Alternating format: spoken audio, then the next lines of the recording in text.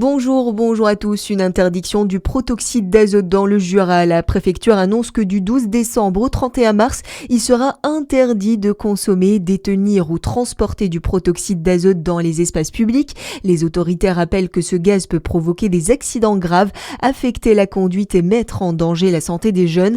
Des contrôles renforcés sont prévus face à des trafics organisés constatés dans le département. Décision cruciale attendue en Malaisie. Tom Félix connaîtra fin janvier le verdict de son procès en Malaisie. L'originaire de Saône-et-Loire de 34 ans est jugé pour trafic de stupéfiants après son arrestation en août 2023 sur l'île de Langkawi. La police avait découvert du cannabis dans le logement qu'il occupait. S'il est reconnu coupable, il encourt la peine de mort. Le réquisitoire et la plaidoirie sont programmés le 14 janvier. Un skatepark flambant neuf a vu le jour à Lons-le-Saunier. Il a été inauguré la semaine dernière à la croisée du stade municipal et du parc des Bains. Ce projet 100% local répond directement à la demande des pratiquants dont certains ont contribué eux-mêmes à sa création. Le maire Jean-Yves Ravier se réjouit de ce nouvel espace de glisse au micro de Charlie Chauvasson. Ça a été fait de concert avec un pratiquant principalement, pas que lui, mais avec des pratiquants, on va dire, pour arriver à faire un lieu qui convienne à ce qu'il voulait.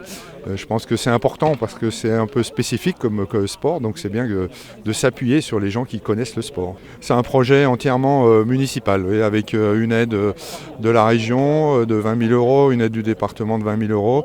On attend une aide peut-être de l'État par le biais de la DETR, mais c'est au total un projet qui est évalué à 390 000 euros. Et en plus du skatepark, une piste de pump track a également été installée.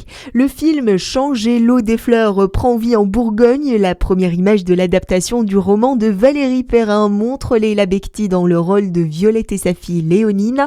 Un film tourné au printemps à Autun, Chagny et à Arnay-le-Duc sous la direction de Jean-Pierre Jeunet. La sortie du film est prévue en 2026.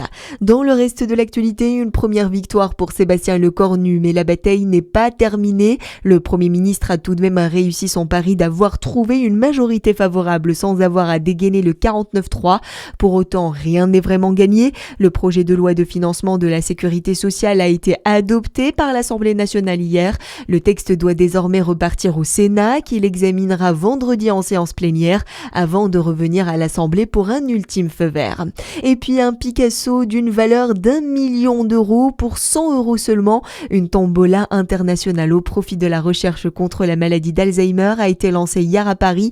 120 000 billets sont disponibles en ligne pour remporter le portrait de Dora Maar, peint en 1941. Voilà pour l'actualité. À suivre votre météo sur Fréquence Plus.